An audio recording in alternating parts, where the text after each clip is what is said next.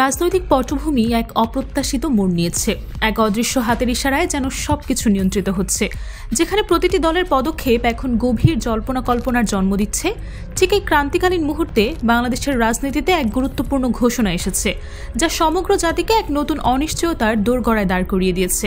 জামায়াতে ইসলামী এক অপ্রত্যাশিত অথচ অত্যন্ত সুদূর প্রসারী সিদ্ধান্তে রাজনৈতিক দলগুলোর সাথে আলোচনার জন্য 2 সদস্য বিশিষ্ট একটি কমিটি গঠন করেছে। এটি নিছক একটি কমিটি গঠন না, বরং এক সুচতুর রাজনৈতিক চাল, যা ক্ষমতা দখলের আগে নিজেদেরকে প্রস্তুত করার এক নিপুণ প্রচেষ্টা। যখন একটি দল ক্ষমতার দ্বারপ্রান্তে পৌঁছায় অথবা ক্ষমতায় আরোহণের জন্য প্রস্তুতি নেয়, তখন তাদের প্রতিটি পদক্ষেপ হয় সূক্ষ্ম, কৌশলী এবং অত্যন্ত পরিশীলিত। তারা স্মার্টলি কাজ করে, দায়িত্বশীলতার এক মুখোশ ধারণ করে, যাতে জনগণ তাদের উপর আস্থা স্থাপন করতে পারে এবং ভোটের মাধ্যমে তাদের হাতে ক্ষমতা তুলে দেয়। বর্তমান পরিস্থিতিতে জামায়াত ইসলামীর এই পদক্ষেপকে অনেকেই সেই প্রস্তুতিরই অংশ হিসেবে দেখছেন। এমন এক ধারণাও প্রচলিত যে জামায়াতকে যেন স্বয়ং সৃষ্টিকর্তা রাষ্ট্র ক্ষমতার জন্য কবুল করেছেন এবং সে কারণে ক্ষমতায় যাওয়ার আগে তাদের দ্বারা এমন বুদ্ধিদীপ্ত এবং চতুর রাজনীতি করিয়ে নিচ্ছেন। এটি কেবল একটি দলের কৌশলগত অবস্থান না, এটা তাদের সম্ভাব্য ভবিষ্যতের ইঙ্গিতবাহী বার্তা। এরই মধ্যে ইউনূস সরকার দেশের রাজনৈতিক দলগুলোকে এক নজিরবিহীন আহ্বান জানিয়েছে। তাদের নির্দেশ, আগামী 7 দিনের মধ্যে অথবা সম্ভব হলে 1 সপ্তাহের মধ্যেই রাজনৈতিক দলগুলো নিজেদের মধ্যে আলোচনা করে একটি ঐক্যবদ্ধ সিদ্ধান্ত সরকারের কাছে পেশ করুক। এই সিদ্ধান্তই হবে জুলাই সনদ, নোট অফ ডিসেন্ট বা গণভোট সংক্রান্ত চূড়ান্ত পদক্ষেপের ভিত্তি। এই আহ্বানটি কেবল একটি সময়সীমা নির্ধারণ নয়, বরং রাজনৈতিক দলগুলোর উপর চাপানো একটা কঠিন অ্যাসাইনমেন্ট। সরকার স্পষ্ট করে দিয়েছে যে তারা নিজ থেকে কোনো আলোচনার উদ্যোগ নেবে না, বরং এই দায়িত্ব সম্পূর্ণভাবে রাজনৈতিক দলগুলোর কাঁধে ছেড়ে দিয়েছে। এই অপ্রত্যাশিত পদক্ষেপ রাজনৈতিক অঙ্গনে এক গভীর চাঞ্চল্যের সৃষ্টি করেছে। সরকারের প্রস্তাবনার পর যেখানে প্রতিটি দল থেকে প্রতিক্রিয়া আসা স্বাভাবিক ছিল, সেখানে প্রধান বিরোধী দল বিএনপির পক্ষ থেকে কোনো ধরনের টু শব্দটি শোনা যায়নি। তাদের নীরবতা যেন গভীর রহস্যের জন্ম দিয়েছে। অন্যদিকে বিএনপির সিনিয়র নেতা সালাউদ্দিন আহমেদ তড়িঘড়ি করে উড়াল দিয়েছেন লন্ডনের উদ্দেশ্যে। তার এই লন্ডন যাত্রার উদ্দেশ্য স্পষ্ট, দলের ভারপ্রাপ্ত চেয়ারম্যান তারেক রহমানের কাছ থেকে এজাজত বা নির্দেশ নিয়ে আসা। সাধারণত তারেক রহমান হোয়াটসঅ্যাপ বা অন্যান্য ভার্চুয়াল মাধ্যমে দলের গুরুত্বপূর্ণ সিদ্ধান্ত নেন, কিন্তু কিছু কিছু বিষয় থাকে যা ভার্চুয়ালি সমাধান করা অসম্ভব। সেসব অত্যন্ত সংবেদনশীল বিষয়ে তারেক রহমানের সরাসরি নির্দেশনার জন্য সালাউদ্দিন আহমেদকে লন্ডন থেকে ডেকে পাঠানো হয়েছে। এই লন্ডন যাত্রার মূল উদ্দেশ্য শুধুমাত্র তারেক রহমানের নির্দেশ নিয়ে আসা নয়, বিশেষ করে গণভোট এবং জুলাই সনদ নিয়ে ইউনূস সরকারের সঙ্গে কিভাবে মোকাবেলা করা হবে সেটা এই যাত্রার মুখ্য বিষয়। দেশের ভবিষ্যৎ রাজনীতির মোড় ঘুরিয়ে দিতে পারে এমন এক জটিল পরিস্থিতি মোকাবেলার জন্য লন্ডনে চলছে রুদ্ধদ্বার বৈঠক। শুধু তাই নয়, বিএনপিতে সালাউদ্দিন আহমেদকে পরবর্তী মহাসচিব করার প্রক্রিয়াও এগিয়ে নিয়ে যাওয়া এই যাত্রার অন্যতম লক্ষ্য বলে অনেকেই মনে করছেন। যদি তারেক রহমানের দেশে ফেরার সম্ভাবনা থাকতো, তাহলে সালাউদ্দিন আহমেদকে এভাবে ডেকে পাঠানোর কোনো প্রয়োজন হতো না।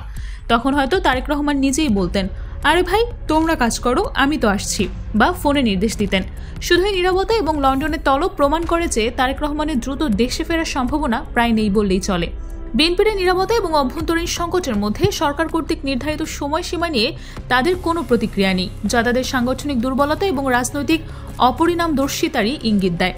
বরং বিএনপি ঠিক সে সময় যখন আসিফ নজরুল আনুষ্ঠানিকভাবে সরকারের সিদ্ধান্ত জানিয়ে দিলেন যে রাজনৈতিক দলগুলো 1 সপ্তাহের মধ্যে সিদ্ধান্ত নিক, তখন বিএনপি তাদের কথিত স্থায়ী কমিটির বৈঠকে বসেছিল নিজেদের মনোনয়ন সিলেক্ট করতে, প্রার্থীর তালিকা চূড়ান্ত করতে। এবং কিছুক্ষণ পরে প্রার্থী তালিকা চূড়ান্ত করে বিএনপি এক চরম বেকায়দায় পড়ে যায়। তাদের নিজেদের মধ্যেকার কোন্দল, অভ্যন্তরীণ সংঘাত এমন পর্যায়ে পৌঁছেছে যে বলা চলে বিএনপি এখন নিজেরাই নিজেদের ক্ষতি করছে, যেন নিজেদেরই হাত পা ভেঙে দিচ্ছে, নিজেদেরই 2 কোটি টাকার মাছ মেরে ফেলে পিটিয়ে বিনষ্ট করছে।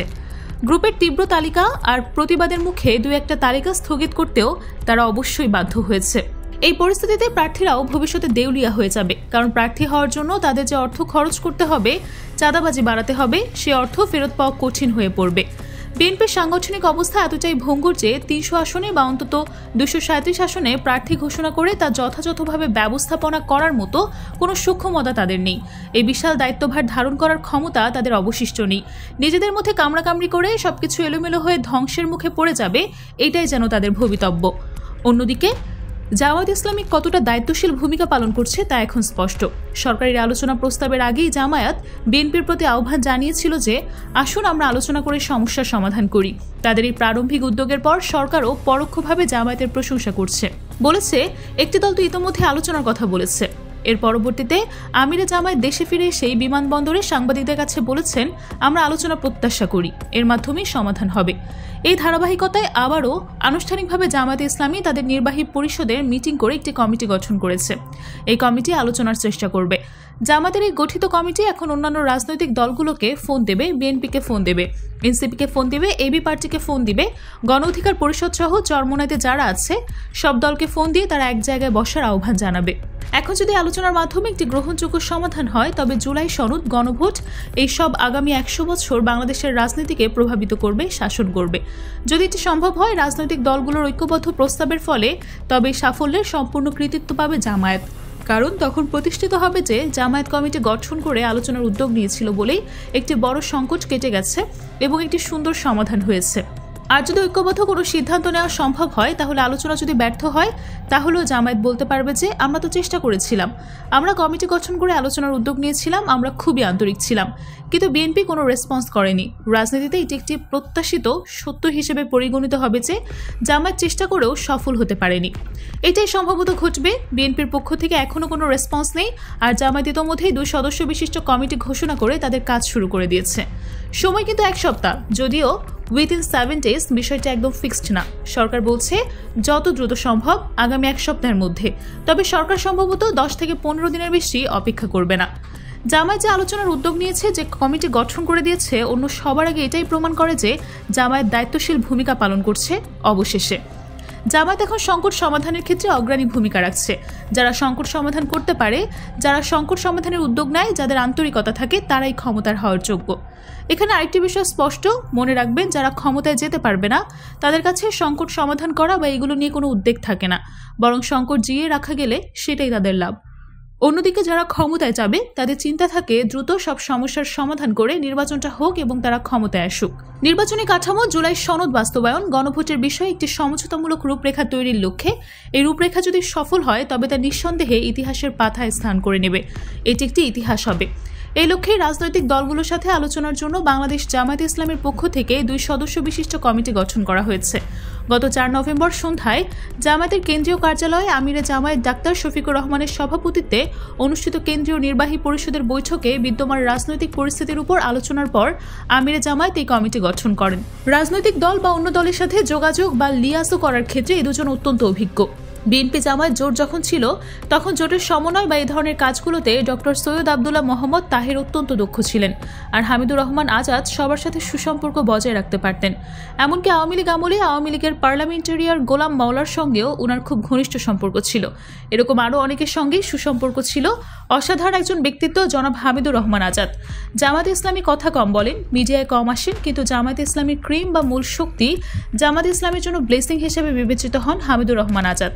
আমরা আশা করি, প্রত্যাশা করি, দোয়া করি যে এই 2 সদস্য বিশিষ্ট কমিটি বাংলাদেশে ঐক্যমতের একটি রূপরেখা সফলভাবে তৈরি করবে। এই প্রচেষ্টা ঐক্যবদ্ধভাবে ফলপ্রসূ হবে, এই আশা নিয়েই জাতি এখন এই কমিটির দিকে তাকিয়ে আছে। প্রতিটি পদক্ষেপ এখন সূক্ষ্মভাবে পর্যবেক্ষণ করা হচ্ছে, কারণ এর উপরই নির্ভর করছে দেশের রাজনৈতিক ভবিষ্যতের গতিপথ।